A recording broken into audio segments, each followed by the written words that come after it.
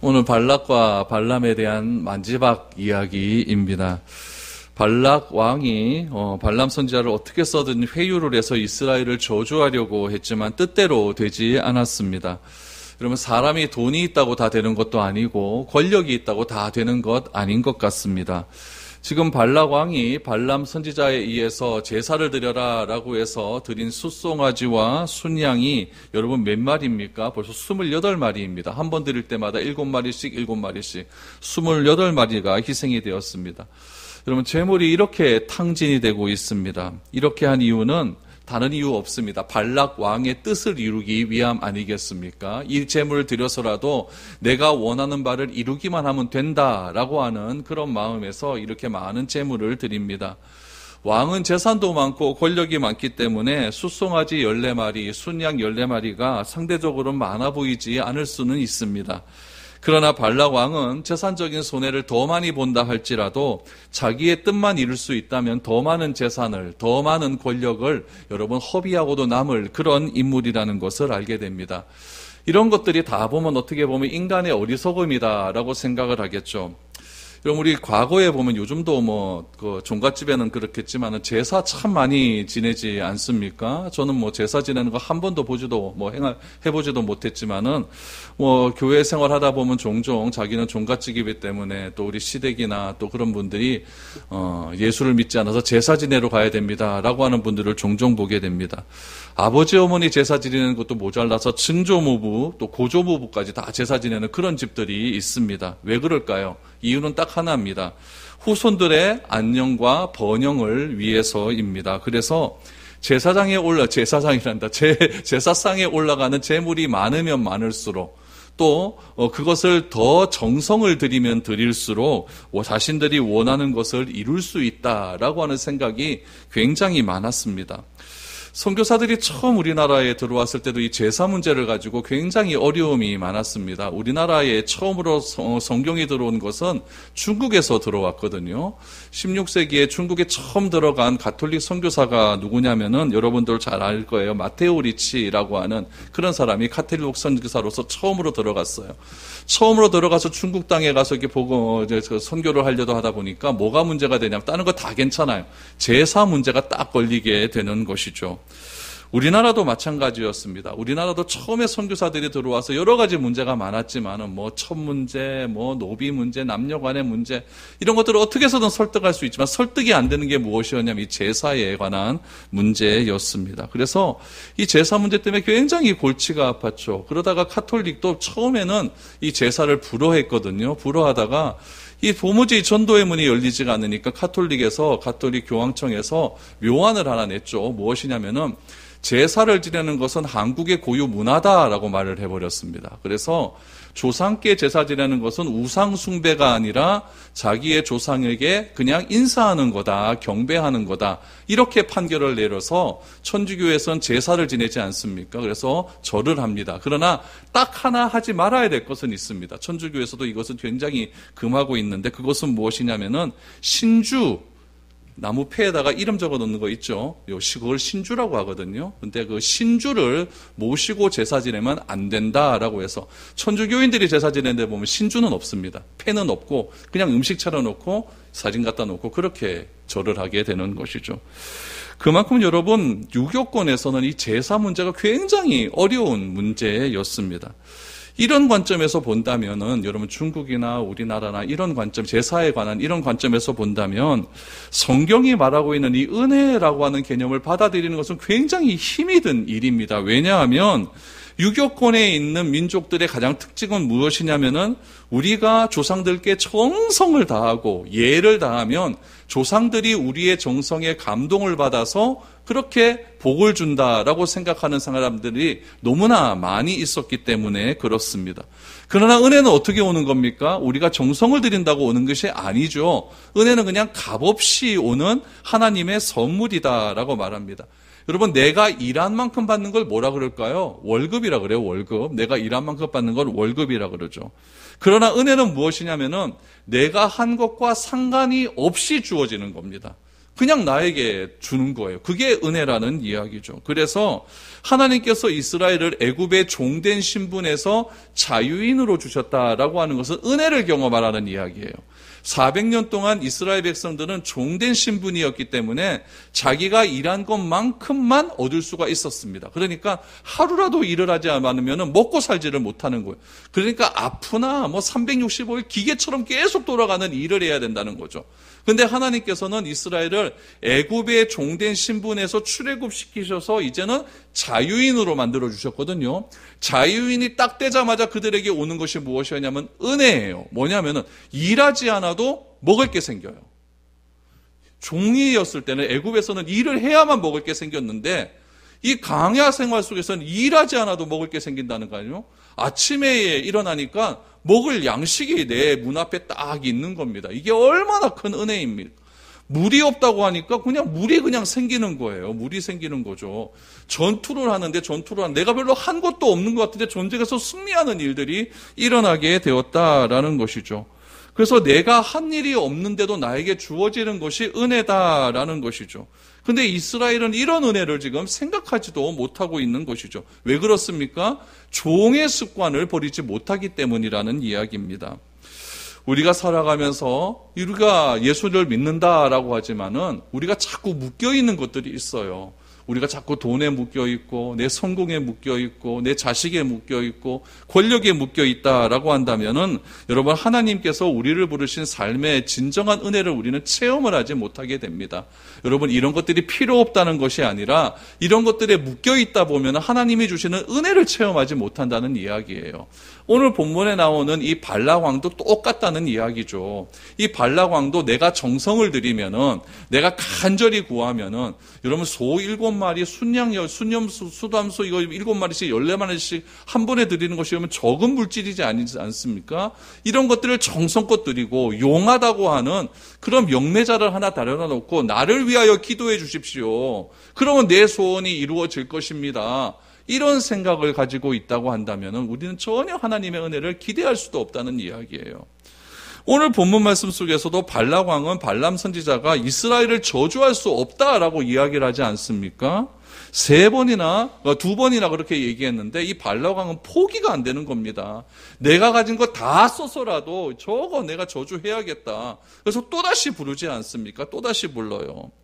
여러분 계획은 사람이 하지만은 그것을 이루는 분은 누구십니까? 하나님이시죠. 이 발락 왕이 이 말씀을 미리 알았다라고 한다면은 이렇게 무의미한 일들은 하지 않았을 것입니다. 그러나 하나님의 말씀을 몰랐기 때문에 이 발락 왕은 계속해서 지금 고집을 부리고 있는 거예요. 내가 이렇게 많이 놓고 많이 정성 들이면은 반드시 하나님께서 나에게 내가 원하는 소원 이루어 줄 것이다. 이런 생각을 자꾸 하는 거죠. 이곳에 계신 여러분들은 이런 신앙생활 하지 않기를 바랍니다. 하나님은 그렇게 주시는 분이 아니라는 이야기예요. 하나님은 먼저 찾아와 주셔서 나를 먼저 사랑해 주신다고 말씀해 주시는 분이지 내가 간절히 드리고 한다고 하나님께서 그렇게 주시는 분은 아니다라는 것이죠. 오늘 발락 왕이 3번째로 제단을 쌓습니다. 이 3번째로 쌓는 제단 속에서 이 발람 선지자가 또 어떤 이야기를 하는지 한번 살펴보았으면 좋겠습니다. 1절, 2절 보시죠.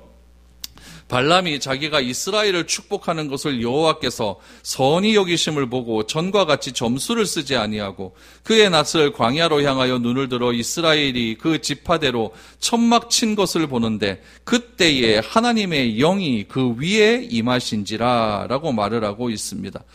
여러분 여기서 발람 선지자가 하는 말을 잘 한번 보십시오. 발람이 자기가 이스라엘을 축복하는 것을 하나님께서 선하시게 여기신다는 것을 이제는 봤다는 거예요.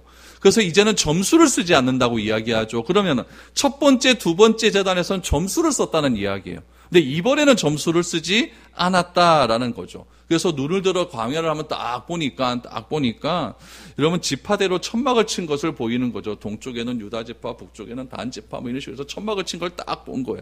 그때에 하나님의 영이 그 위에 임했다라는 거예요. 여러분 여기서 우리가 조금 생각해야 될 것이 있어요. 발람 선지자는 뭐 때문에 여기까지 왔습니까? 돈 때문에 왔죠, 그렇죠? 돈 때문에 왔고 자기 욕망 때문에 왔습니다. 그러면은 하나님이 원하시는 선지자는 아니에요. 그런데 왜 이런 선지자 위에 자꾸 하나님의 영이 임하냐는 얘기죠. 우리는 정직하게 살라고 그렇게 애를 써도 영은 안 임하는 것 같은데 하나님은 왜 이런 사람에게 임할까요? 뭐 때문에 이렇게 악하다고 악한 선지자에게 이렇게 하나님의 영이 임하실까요? 여러분 그 이유를 우리가 조금 살펴보아야 됩니다. 먼저 창세기 12장 말씀을 한번 보시죠. 12장 3절입니다. 너를 축복하는 자에게는 내가 복을 내리고 너를 저주하는 자에게는 내가 저주하리니 땅의 모든 족속이 너로 말미암아 복을 얻을 것이리라 하신지라. 누구에게 하신 말씀입니까? 아브라함에게 하신 말씀이에요.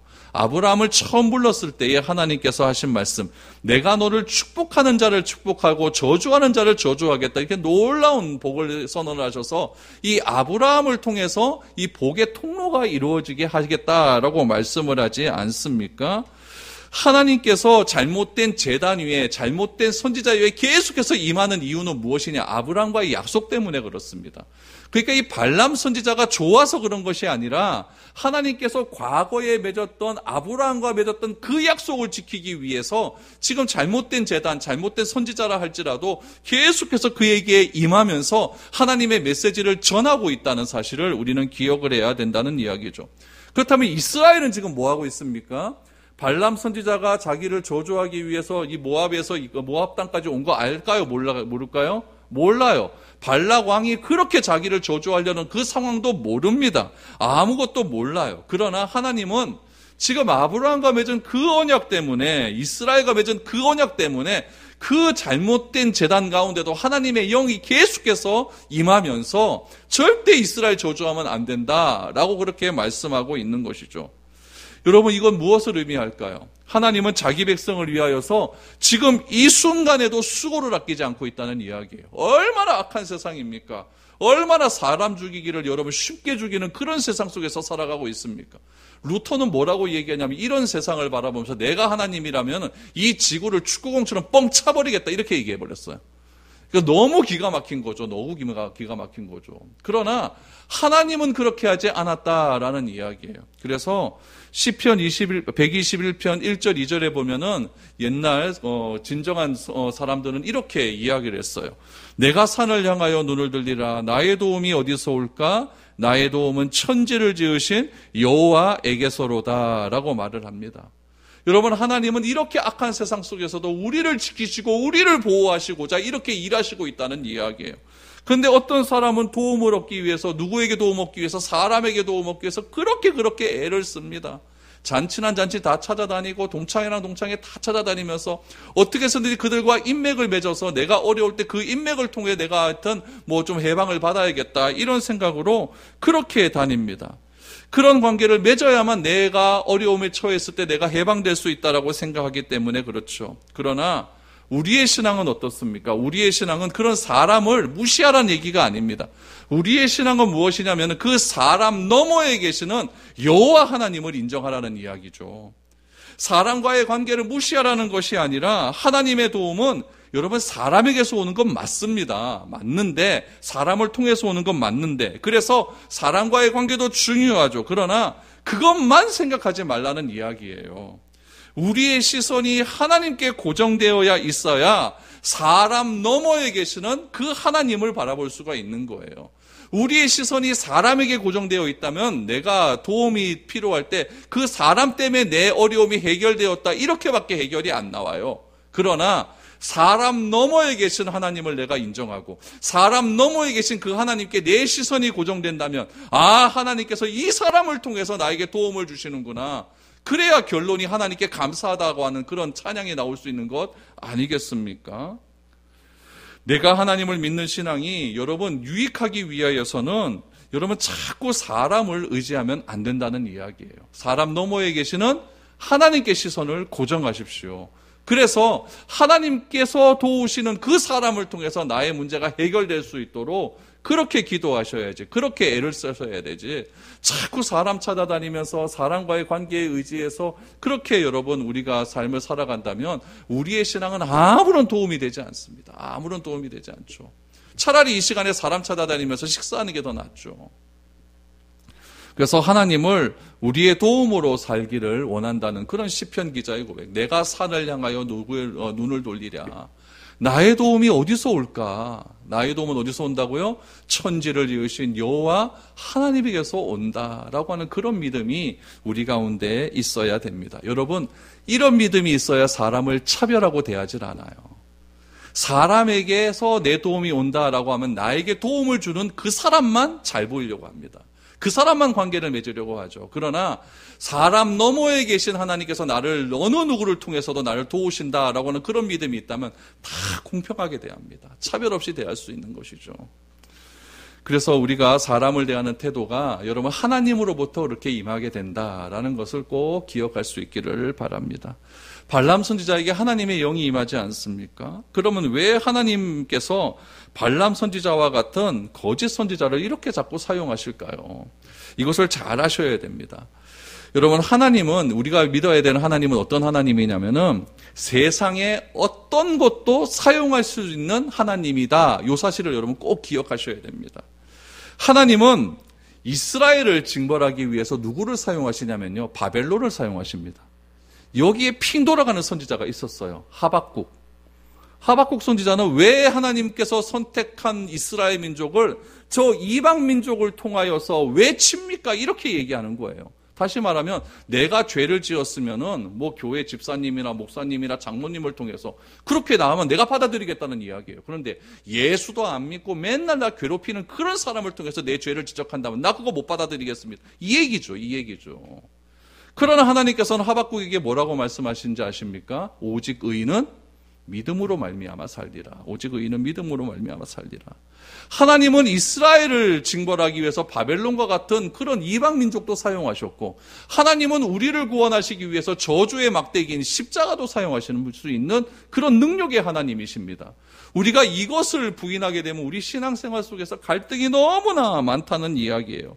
내가 선하다고 생각하는 것만, 내가 좋다고 생각하는 것만 사용하셔서 나에게 말씀하시는 그런 하나님은 아니라는 이야기죠. 내가 잘못되었다, 내가 정말 싫어하는 그 사람을 통해서도 하나님께서는 나에게 말씀하실 수 있는 그런 하나님이라는 이야기죠. 그러므로 이 물질의 욕망에 사로잡히고 권력의 욕망에 사로잡힌 이 발람 선지자라 할지라도 이 발락 왕의 저주를 물리치기 위하여서 사용할 수 있다 없다? 있다는 거예요. 그럼 어떻게 사용하실까요? 그 어떻게 사용하시는 것이 발람 선지자에게 하나님의 영이 임해버리는 것이죠. 우리 사무엘상에도 보면은 사울 왕에게 하나님의 영이 임해서 사울 왕이 막 예언을 하는 장면 보지 않습니까? 그래서 그 동네 속담 중에 예언하는 자 중에 사울도 있더라, 이런 예언도 있지 않습니까?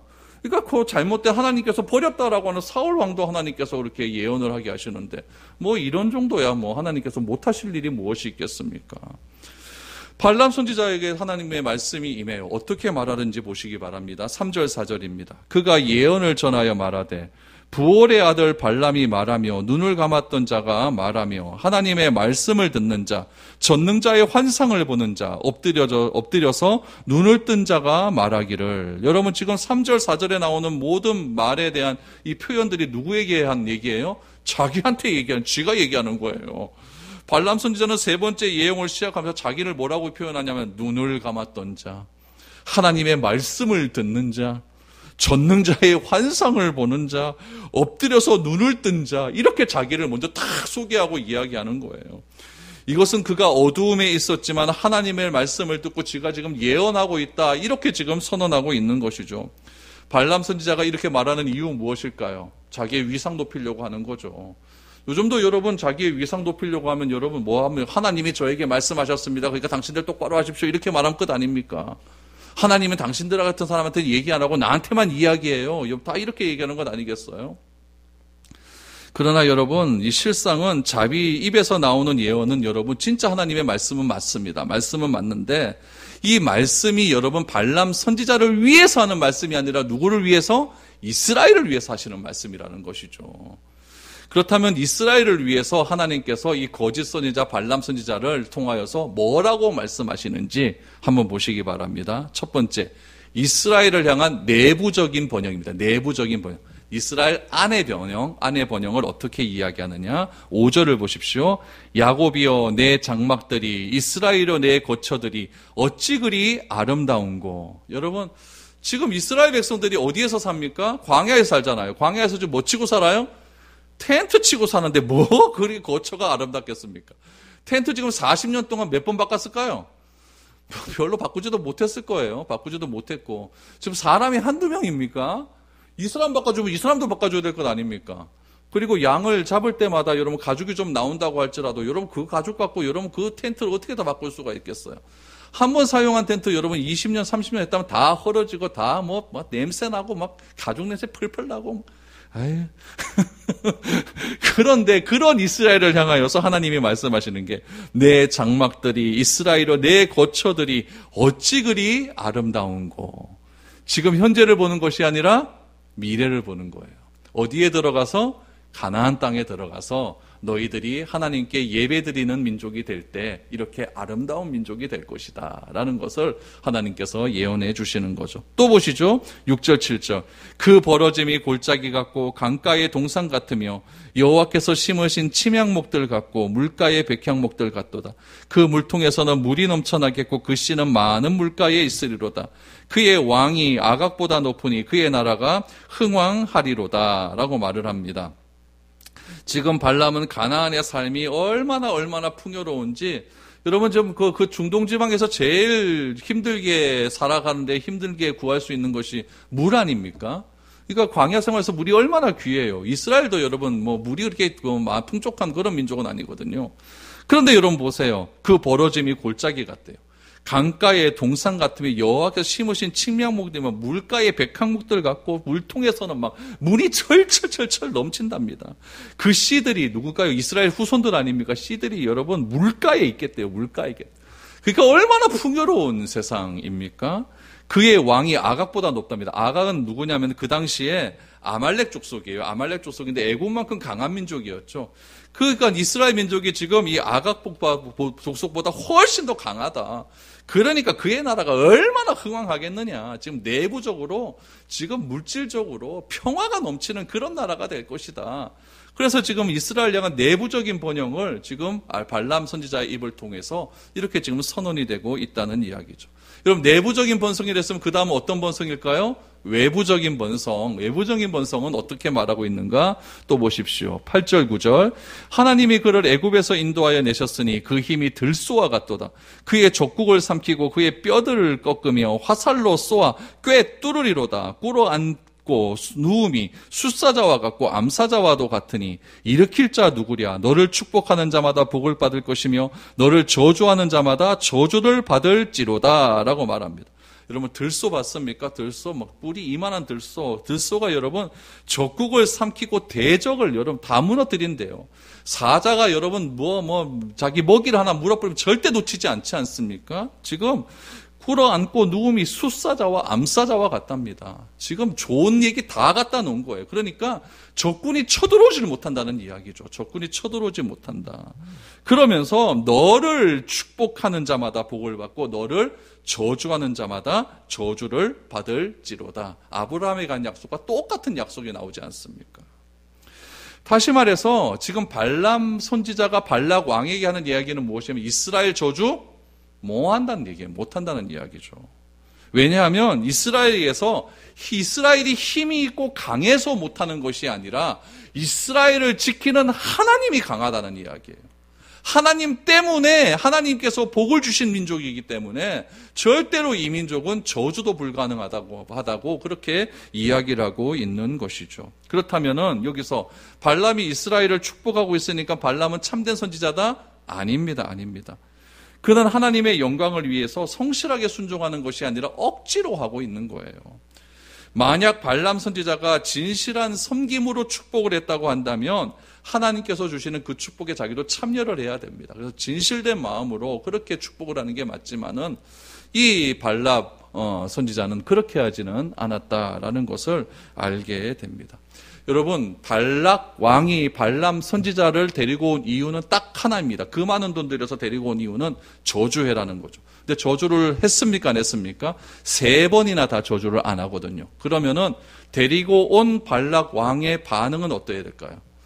이거는 열받는 거예요. 뭐 이런 놈이 다 있노. 내가 너를 위해서 쓴 돈이 얼만데, 시간이 얼만데, 그렇게도 안 돼? 막 화를 내겠죠. 그러니까 여러분 오늘 본문 말씀 속에서도 발락이 화를 내는 장면이 나옵니다. 우리가 읽지는 않았지만 10절 11절 말씀 보시죠. 발락이 발람에게 노하여 손뼉을 치며 말하되 내가 그대를 부른 것은 내 원수를 저주하라는 것이오거늘 그대가 이같이 3번 그들을 축복하였도다. 그러므로 그대는 이제 그대의 곳으로 달아나라. 내가 그대를 높여 심히 존귀하게 하기로 뜻하였더니 여호와께서 그대를 막아 존귀하지 못하게 하셨도다라고 말을 하고 있습니다. 발락이 팍 치면 손뼉을 치는 거죠. 내가 너를 왜 불렀는지 알아 하면서 막 고함을 막 치는 거죠. 저주하라고 불러놨더니 3번이나 축복을 해. 그러면서 여러분 보세요. 11절 말씀을 보니까 저주만 하면은 내가 너를 높여주겠다고 했어요. 높여주겠다고 했는데 여호와께서 그대를 막아 존귀하지 못하게 하셨도다라고 말을 합니다. 발락 왕의 교만함이 보입니까? 발락 왕의 힘이 그만큼 있었다는 이야기예요. 자신은 뭐든지 할 수 있었다라는 이야기죠. 돈을 주고 권세를 주고 데리고 온 이유가 저주하게 하려는 것이었기 때문에 축복하는 것에 지금 너무나 불만을 가지고 있는 것이죠. 만약에 발람 선지자가 이 발락 왕의 요구만 들어줬다면 이 사람은 평생 모압 궁에서 호의호식하며 살았을 것입니다. 왕의 완전히 최측근이 되어서 그렇게 살아났을 것입니다.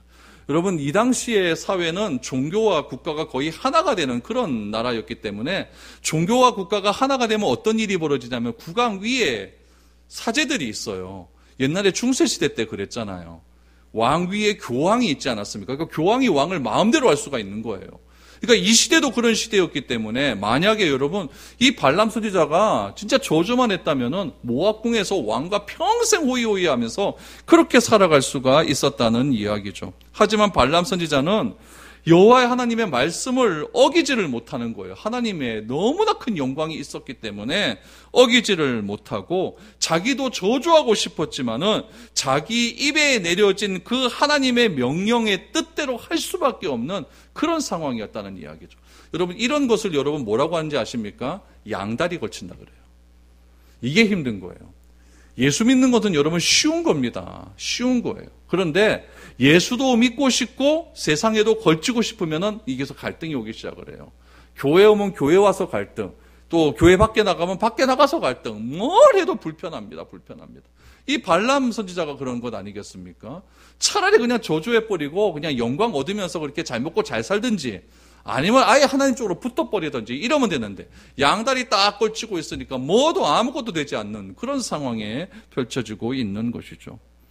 이러니까 여러분 발락 왕이 화를 내면서 이렇게 해버리니까 결국 발락 왕과 발람 선지자는 어떻게 되겠습니까? 사이가 갈라질 수밖에 없겠죠. 그래서 14절을 보십시오. 이제 나는 내 백성에게로 돌아가거니와 들으소서. 내가 이 백성이 후일에 당신의 백성에게 어떻게 할지를 당신에게 말하리이다 라고 말을 합니다. 나는 이제 다시 부올 땅으로 돌아가겠다라고 말을 하면서 여기서 진짜 말을 합니다. 그건 뭐냐면은 이 이스라엘 백성들이 모압 당신 나라에게 어떻게 할 것인지 내가 예언하겠다라고 말을 합니다. 그럼 이 사람들이 헤어지는 이유는 무엇일까요? 왜 헤어질까요? 이유는 딱 하나예요. 이해관계가 얽혀있기 때문에 그래요. 발람 왕은 발람 선지자를 통해서 뭘 얻고 싶었습니까? 저주를 얻고 싶었어요. 발람 선지자는 발락 왕을 통해서 뭘 얻고 싶었어요? 돈을 얻고 싶었어요. 이게 이해관계가 딱 맞는 거예요. 여러분 세상의 모든 관계는 이해관계입니다. 나에게 유익이 없으면 다 차버리는 그런 세상 속에서 우리가 살아가고 있죠. 나에게 손해보는 사람과 뭐하고 만나겠습니까? 내가 직장에 다니는 이유도 진짜 막 그냥 진짜 짜증나고 저거 막 하고 싶지만 죽지 못해 다닌다고 하지 않습니다. 다 이해관계가 얽혀있기 때문에 억지로라도 그렇게 하는 거예요. 오늘 본문 말씀 속에서도 얘네 둘이가 이해관계가 딱 틀어져 버리니까 바로 헤어지지 않습니까? 그런데 하나님과 우리와의 관계는 어떻습니까? 하나님과 우리와의 관계는 이해관계로 얽혀진 관계가 아니에요. 하나님과 우리와의 관계는 전적인 사랑에 의해서 맺어진 관계입니다. 내가 하나님을 찾은 것이 아니라 하나님이 나를 먼저 찾아와 주셔서 너는 내 자녀다라고 선언해 주셨기 때문에 내가 하나님의 자녀가 된 것이지, 내가 하나님 이렇게 해줄 테니까 하나님 나를 하나님 자녀 삼아주세요, 이런 식의 이해관계로 얽힌 그런 신앙이 아니라는 이야기예요. 여기서 우리가 잘 이해를 해야 된다는 이야기죠. 이것이 세상의 종교와 우리 하나님을 믿는 기독교의 가장 큰 차이입니다. 세상의 종교는 다 뭘 해야 됩니다.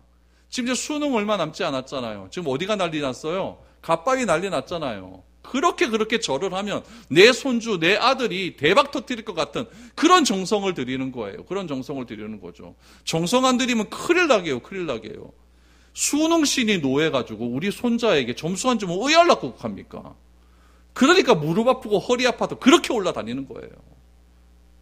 그러나 하나님과 우리와의 관계는 그런 관계가 아니지 않습니까? 공부 안 하면 점수 덜 나오는 거, 공부하면 잘 나오는 거죠.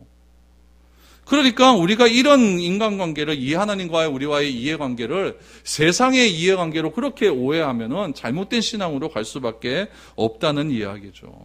그래서 발람 선지자는 난 이제 고향으로 가겠다. 고향 가기 전에 나는 너에게 한마디 또 해야겠어. 그러면서 한마디를 합니다. 17절을 보십시오. 내가 그를 보아도 이때의 일이 아니며 내가 그를 바라보아도 가까운 일이 아니로다. 한 별이 야곱에게서 나오며 한 규가 이스라엘에게서 일어나서 모압을 이쪽에서 저쪽까지 쳐서 무찌르고 또 셋의 자식들을 다 멸하리로다 라고 말합니다. 여러분, 이때가 언제냐면 BC 기원전 1406년이라고 봅니다. BC. 그러니까 지금으로부터 한 3,000 몇백 년 전이에요. 그렇죠? 그러니까 그때 사람들이 그때로 봐요. 1406년, 7년 이렇게 보는 거예요. 근데 여기서 보니까 내가 그를 보아도 이때의 일이 아니면 내가 그를 봐도 가까운 일이 아니다라고 말을 하면서 한 별이 야곱에게서 나오고 한 규가 이스라엘에게서 나온대요. 여기서 말하는 한 별과 한 규는 뭐냐면은 왕이 들고 다니는 지팡이를 규라고 합니다. 지휘봉. 그러면 한 별과 한 규를 누구를 가리키는 걸까요? 다윗을 가리켜요. 가깝게는 다윗, 몇 년 뒤에, 400년 뒤에 다윗이 태어나거든요. 그러니까 이 말을 들은 발람도 그렇고 발락 왕도 그렇고 다윗이 누군지 모릅니다. 모르는데 하나님의 영에 휩싸여 버리니까 다윗 이야기가 나오는 거예요. 그럼 멀게 보면 누구를 가리킬까요? 예수님을 가리키는 거예요. 야곱에게서 예수 그리스도가 나온다는 거죠. 야곱의 핏줄에서 예수 그리스도가 나온다는 거죠. 여러분, 이게 얼마나 놀라운 일입니까? 하나님의 역사는 이렇게 흘러가고 있다는 이야기예요. 또 보세요. 18절 19절. 그의 원수 에돔은 그들의 유산이 되며 그의 원수 세일도 그들의 유산이 되고 그와 동시에 이스라엘은 용감히 행동하리로다. 주권자가 야곱에게서 나서 남은 자들을 그 성읍에서 멸절하리로다 라고 말합니다. 이스라엘을 통해서 세우실 하나님 나라의 영광을 이야기하는 거예요. 언제 이루어집니까? 다윗 시대 때 통일을 하지 않습니까? 다윗 시대 때 주변의 모든 나라들이 벌벌 떨지 않습니까? 솔로몬 시대 때는요, 이스라엘 역사상 최고로 넓은 나라가 됩니다. 이런 일들이 지금 일어나는 이야기예요. 그럼 보세요. 이런 일들을 누구에게 이루시느냐? 누구에게를? 야곱에게서 여러분 주권자가 나온대요. 가깝게는 다윗, 솔로몬입니다. 멀게는 누굴까요? 예수님이십니다. 그러니까 예수님께서 이 땅에서 이제 다시 재림하시는 그날이 되면은 우리는 이 땅에서 영원토록 기쁨을 누리며 살아갈 수 있는 하나님 나라가 이 땅 가운데 임하게 될 것이다. 이것을 지금 언제 예언한다고요? BC 1400년경에. 이야, 대단한 일이죠. 그 일을 지금 예언하고 있어요. 또 보십시오. 20절에서 21절 보니까 또 아말렉을 바라보며 예언하여 이르기를 아말렉은 민족들의 으뜸이나 그의 종말은 멸망에 이르리로다 하고 또 겐 족속을 바라보며 예언하여 이르기를 내 거처가 견고하고 내 보금자리는 바위에 있도다 라고 말합니다. 아말렉은 누구냐면 에서의 후손입니다. 야곱 에서 있죠? 에서의 후손입니다. 아말렉은 다른 민족보다 으뜸이라고 했는데 여러분, 아말렉이 왜 다른 민족보다 으뜸이라고 하냐면은 출애굽에 썼을 때 이스라엘을 제일 먼저 공격한 민족이 아말렉입니다. 그래서 아말렉과 어디서 싸웁니까? 시내산 밑에서 모세가 손들면 이거 손 내리면 지고, 이게 아말렉과의 싸움 아닙니까? 지금 아말렉을 그렇게 이야기하는. 그러나 그들도 뭐 받는다? 심판받는다. 그러니까 이스라엘 때리면 심판받는다는 이야기예요. 겐 족속은 누구냐면 모세의 처갓집입니다. 모세의 처갓집. 겐 사람. 모세의 처갓집입니다. 겐 족속의 보금자리가 바위에 있다는 것은 그들 겐 족속이 사는 지역이 호렙산 주변이기 때문에 그래요. 여러분 호렙산 시내산은요 바위산이거든요. 올라가 보면 희한합니다. 이 산이요. 순 바위로 돼 있어요. 그 바위에 있기 때문에 너 보금자리가 바위에 있다라는 거예요. 여러분 모세의 처갓집이니까 이스라엘에게는 적대적일까요? 호의적일까요? 호의적이겠죠. 그러니까 하나님과의 관계 속에서도 적대적이지 않고 내 보금자리는 바위에서 잘 살 거다 이렇게 말씀하고 있는 거예요. 22절 24절을 보십시오. 그러나 가인이 쇠약하리니 나중에는 아수르의 포로가 되리로다 하고 또 예언하여 이르기를 슬프다 하나님이 이 일을 행하시리니 그때의 살자가 누구이랴 기띔 해변에서 배들이 와서 아수르를 학대하며 에벨을 괴롭힐 것이나 그도 멸망하리로다 라고 말을 합니다. 가인 족속이 누군지 정확하게 모릅니다. 그러나 당시 주변의 여러 족속 중에서 생존해 있었다라고 하는 것으로 봤을 때 가인 족속도 여러분 약한 민족은 아니었다라는 것을 알 수가 있죠. 그런데 이 강했던 가인 족속도 결국에는 아수르의 포로가 돼서 쇠퇴하게 될 것이다 라는 이야기죠. 예언의 마지막 부분 기띔 해변이라고 나누는데 이 기띔 해변은 지중해에 여러분 구브로 섬이 있어요. 바울이 1차 전도여행, 2차 전도여행을 갈 때 여러분 구브로 섬을 통해 갖고 저쪽 유럽으로 가지 않습니까? 그러니까 이 기띔 해변은 지중해의 구브로 섬을 이야기하고 있는 거예요. 하나님께서 손을 들어서 모든 나라를 칠 때 이런 모든 지중해 연안도 다 멸망할 것이다. 오직 살아남는 나라는 이스라엘밖에 없다. 이 얘기를 하고 있는 것이죠. 그러니까 여러분 발람 선지자는요 마지막 집으로 가기 전에 발락 왕에게 이스라엘 저주하면 너 끝장나 이 얘기하고 간 거예요. 얼마나 웃겠습니까? 그러니까 이 발락 왕이 더 화가 나겠죠. 더 화가 나겠죠. 그러면서 우룩부룩하면서 25절에 보면 정말 재미있는 표현이 나옵니다. 발람이 일어나 자기 곳으로 돌아가고 발락도 자기 길로 갔더라. 여러분 이것이 우리의 인생입니다. 결국 우리가 가야 할 것은 무엇이냐면 우리 집이에요. 우리 집이에요. 그럼 발락과 발람 이야기를 가만히 보니까 교회를 대적하는 사람들이 누구고 그들이 얼마나 강력한 힘을 가졌던 간에 하나님은 당신의 교회를 반드시 지키신다는 것을 알게 됩니다. 그들이 아무리 교회를 대적한다 할지라도 하나님께서 저주하지 않는 이상 손상을 입지 않을 것이기 때문에 그렇습니다. 그렇기 때문에 이 교회는 우리 하나님을 믿는 우리들은 여러분 두려워하지 마십시오.